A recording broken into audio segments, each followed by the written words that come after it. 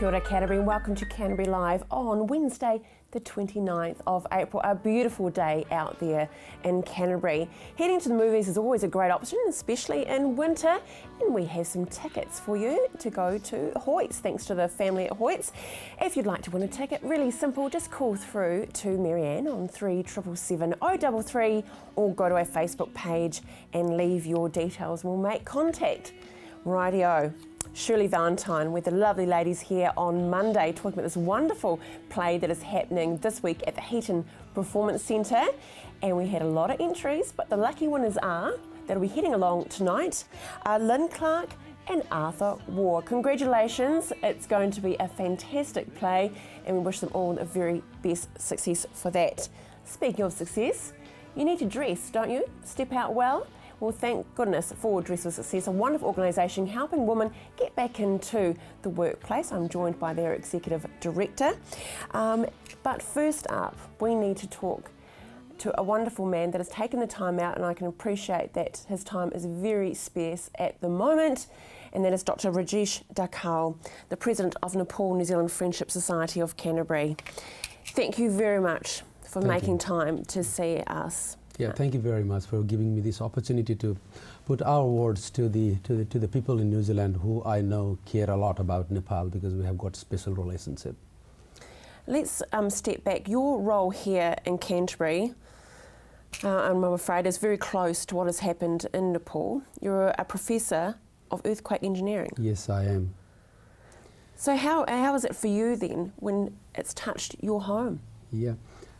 It is actually because of that dual role. I have got mixed feeling, because unlike my other fellow countrymen who are living here, who have got the relationship with people in Nepal, but probably not a very clear understanding of what has transpired. Whereas for me, actually, when I immediately looked at the stats, 7.9 Richter scale, 78 kilometers away from Kathmandu, where more than 2 million people live, and being aware of the level of rigor we apply in designing our buildings and infrastructures, I could clearly see what was coming up immediately on Saturday. I could see because coming up, and what we have been seeing in the media so far is not the final figure. Believe me, it's going to. And we have some images that have come through that are quite disturbing. But can I ask you, as Rajesh, so not as a doctor, what does that do for you being so far away, and you still have a home in Nepal? Yeah. Tell us exactly what that did for you, like obviously hearing the news and then seeing these images. Yeah, because it was unbearable, to be honest, like seeing those images of people crying. I couldn't stop my tears, and it just, being in touch with the immediate family members, my parents, my brother, my sisters, that was what I did for the first time. And then after that, I started checking up with my all nears and dears, relatives and friends, and then started looking at, probably wider groups of Nepalese, and checking with people here in Christchurch, actually my fellow society members, checking on them is have they gotten in touch with people back home, and how they're coping with. So it was really unbearable experience, and we all had to go through that. But having been through similar experiences in Christchurch, like 10/11, and also when I was in Nepal, there was another earthquake 27 years ago when I was a teenager, and that killed 700 people from my hometown, and even severely damaged my house, my own home, which was not in a livable condition. We had to rebuild. So having been through that, actually, that had given me some idea and experience of how best to deal with those situations. So it was definitely tough, no doubt about it. And stronger for it, I'd imagine. Yeah. One of the major reasons that you are here today is appealing to Cantabrians to support Yes. the cause. Yeah. And there has been a wonderful Give a Little page set up. Please tell us about that. So look, because in partnership with Student Volunteer Army, what we have done is actually the Nepal New Zealand Friendship Society has created an online donation page where you can go to give a little. The website is given on screen. Give a little page, and you can just donate your amount. Please rest assured that our intent is to actually provide all the money, pass all the money to local group of victims in different parts of Nepal in smaller amounts, so that more local groups are benefited by that. So we don't want to waste any amount, any proportion of that money in administrative and overhead. So we decided not to pass it to Red Cross or any other organization as such, but we ourselves, like we are getting in touch with people, victims in Nepal, and looking at volunteer groups of people who are providing immediate relief materials like even food, water, tents, so all those things we are trying to do. We have just started the first lot of, mobilizing some parts of the fund, but the support from people has been overwhelming, outpouring. The outpour of support is great, and we knew from the very beginning, if we do let people know well enough, because we know how kind New Zealanders are and how they feel about Nepal. The camaraderie between Nepal and New Zealand had started a long time back with Sir Hillary and Tenzing. They climbing the Everest together, and we are going hands in hand together. And because I have been living here for the last 13 years, and I know New Zealand people inside out. That was exactly what we were expecting. And in addition to that, actually, the monetary thing is one aspect which definitely is needed, because it is not the stuff or things that we need at the moment. We need money because that is what is going to go directly to provide immediate relief to them by purchasing what is needed there on the spot, obviously. And the second thing is, actually, we are organizing in partnership with Christchurch City Council and Student Volunteer Army a candlelight vigil that will be held on Friday evening, 6:30 p.m. in Victoria Square. Proper announcement of that, probably it has already come out, because City Council is announcing it, and we are also doing it in our channel, so to our contacts. So that is definitely going ahead. So if you want to show solidarity with people with the Nepali victims and just offer a couple of minutes of silence, please feel free to come, and I look forward to see you there. Yeah. The other major thing, you talked about it with Sir Edmund Hillary, tourism is so important to Nepal. It is. And I know, like you are indicating towards those World Heritage sites, which have been one of the main things of attraction, tourist attraction there, in addition to the expeditions like the mountaineering side of things. And what I have seen and heard is actually a substantial number of those very attractive World Heritage site temples and the palaces, the squares, they are damaged very heavily, like some completely ruined. Right, you can see the city tower that has completely gone. So that's going to definitely affect the tourism side of things. But as we have noticed in Christchurch, because the earthquake also attracts some new kind of tourists, who want to see, okay, what did earthquake do to this beautiful place? Yeah, that's those right. people who have been there once before and want to see, oh my God, I love Nepal, and all the people that I have met who have visited Nepal, they have nothing but positive impression. Exactly. To you and your family, Dr. Ajit, I wish you all the very best, and it's going to be a long journey, but with that sort of support, then I think you'll be fine. But we do need the support of you, our wonderful viewers and Cantabrians. The website again is givealittle.co.nz/cause/NZ 4 Nepal. Go to the Give a Little page. It'll be quite easy from there. Take care. Thank you very much. Thanks a lot. My pleasure. Stay with us after the break. More Canterbury Live.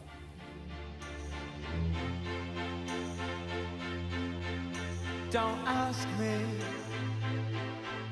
what you know is true. Don't have to tell you. When you need to know what's happening in your region of Canterbury, join me, Chris Lynch, for CTV News First at 5, weeknights from 5, right here on your local channel, CTV.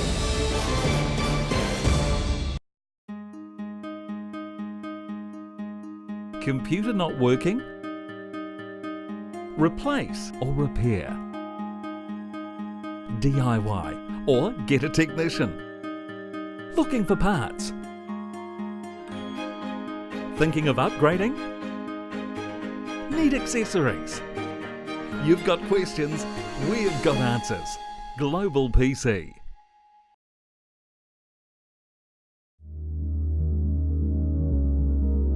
The preparation, the devotion, the fearlessness, the intensity. Runway model management. First impressions are everything.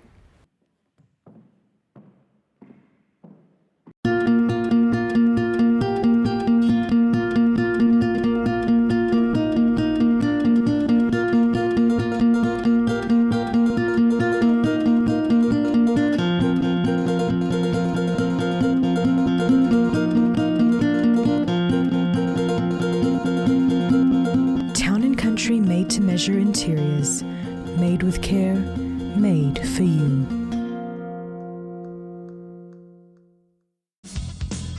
Join Graham Sinclair and the team at Gone Fishing as they bring you great stories, fishing tips and beautiful scenery. Gone Fishing, Friday night at 8:30, right here on CTV. You made me cry, you told me lies, but I can't stand to say. Rightio. Well, have you ever wondered, your oven door has a rubber that runs around it? Who makes that stuff? Well, funny enough, a company right here in Canterbury. It's EPL.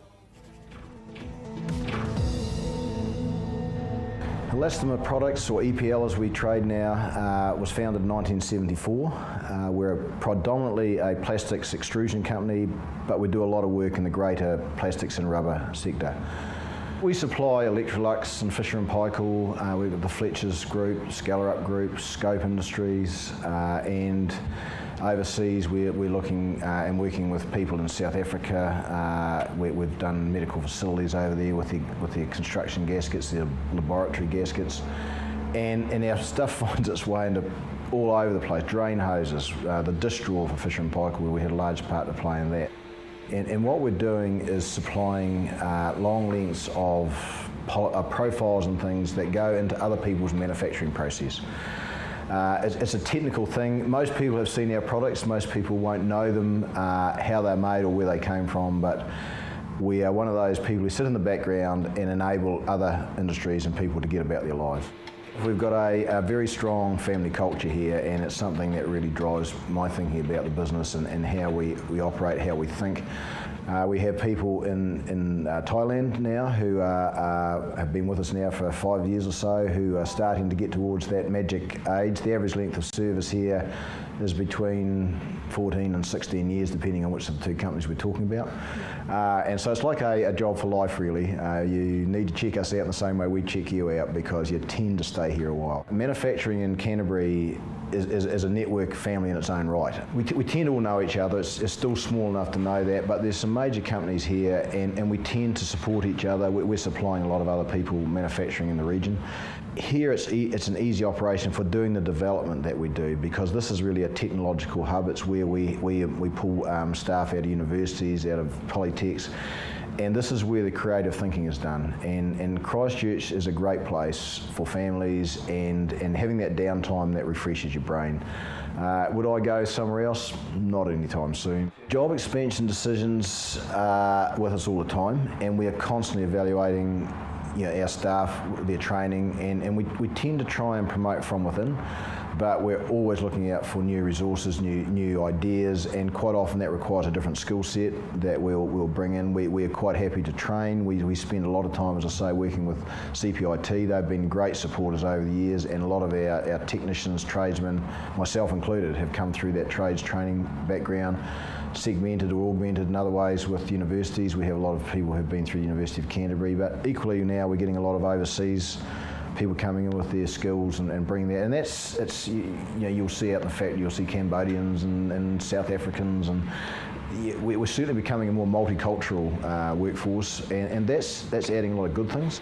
Our greatest challenge, I think, is finding new ideas and finding people with a need that we can support. We're looking obviously for more volume, because as the company grows you need more volume.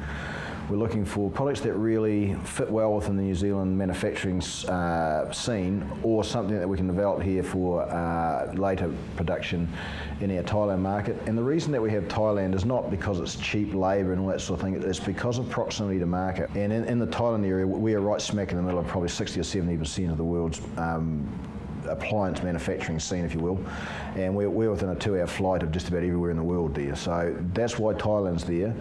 And so we tend to do the work that's relative for that area, or relevant, sorry, to that area in Thailand. And here in New Zealand, we're supporting the agricultural sectors and the building sector, and doing a lot of our, what I call the smart stuff here. And that then gets devolved into other areas. We have always, from day dot, really made our own tooling, because what we're doing is quite unique. It's not something you can pick up a book and learn. Most of it's done by trial and error, by finding out from our suppliers, who we encourage to visit us on a regular basis, what are the cutting edge techniques, what are the new materials, and we pride ourselves on being at the cutting edge of material changes in the polymer sector, which is a growth industry. It's 70 years young. And it's that enables us to go from first prints for tooling. We manufacture our own machinery. A lot of our downstream automation is actually done in-house, so we have some very clever technicians and people here, and that gives us a cutting edge. And I think it's absolutely important that we stay ahead of the training of our young people, and making sure that we are able not just to supply to China, but compete with them, because that's the cold hard facts of life. We are all competing against a developing China, and we are a long way from that market. So we have to make sure that we can be smarter about how we make it and how we get it to market. And it was a pleasure catching up with Tom Thompson. He's a great chap. Another great chap, Tiki Tane, yes, the man himself. Well, his music is behind a wonderful dance performance that is coming to Canterbury in May. Tiki Tane Mahuta. Here's a tease of what you can expect. Like a shooting star, you light up my sky.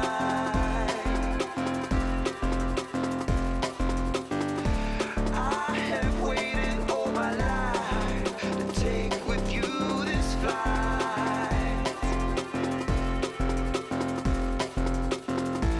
If tomorrow never comes, at least we'll have tonight.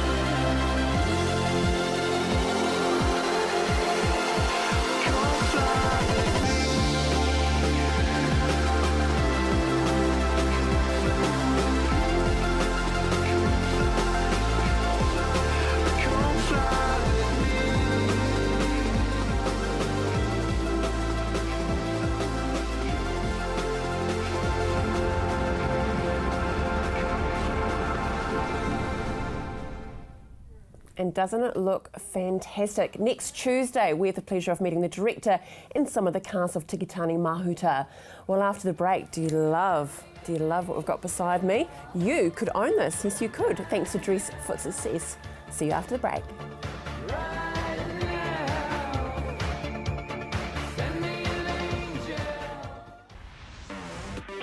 With all the latest innovations in the world of technology, Shift has everything you need to stay informed and in the know.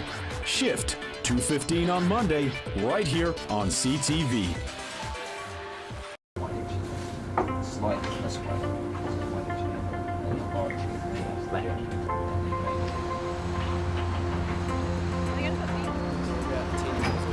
Opus is recreating the heart of Canterbury.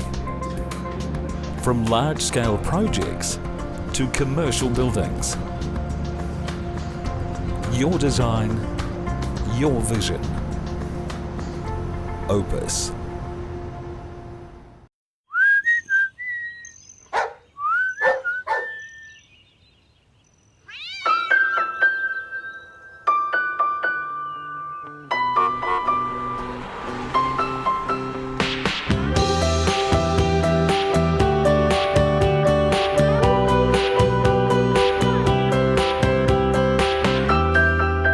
In your life.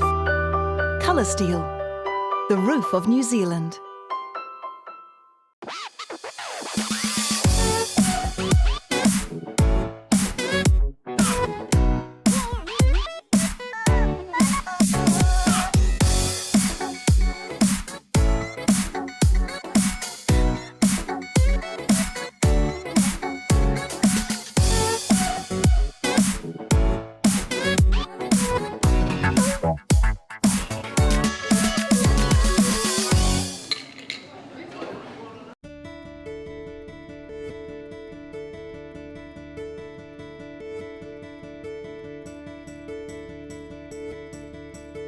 Diversity. No deposit. Instant finance. Convenience. Open 7 days. Austin Motor Company. Drive It showcases the new arrivals to the motoring world, comparing and testing the latest models to discover which one is the best. Drive It, Sunday afternoons at 2:30, only on CTV. I am strong. I am invincible. Rightio, Iron Woman Hear Me Roar. I'm joined by Deborah Taylor Hayhurst, Executive Director of Dress for Success, who's brought lovely little bits and pieces in for us to ooh and ah about today. Welcome to Canterbury Live. Thank you. So coming up, we'll talk about the clothes in a little minute. You've got a wonderful organisation. You've got an event coming up, but let's get back to basics. Exactly what is Dress for Success and what are you trying to achieve? Thank you. Well, Dress for Success is a worldwide organisation, but we're an affiliate, one of 7 in New Zealand, based in Christchurch in Riccarton.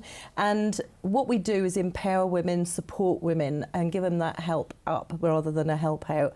And what we do is to support them in trying to, one, get some work, and we do that through our dressing programme.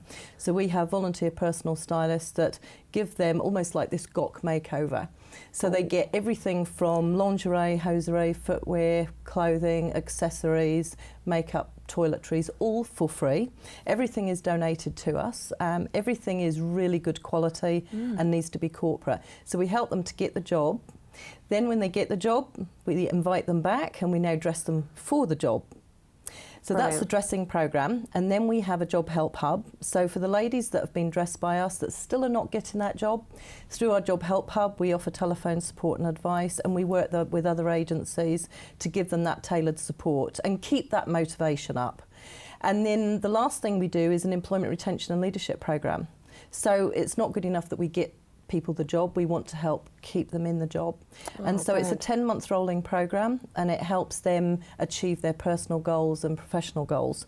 And we have speakers coming in covering a number of different topics that will help them in the workforce as they go through their careers and now think about what they would like to achieve to go forward.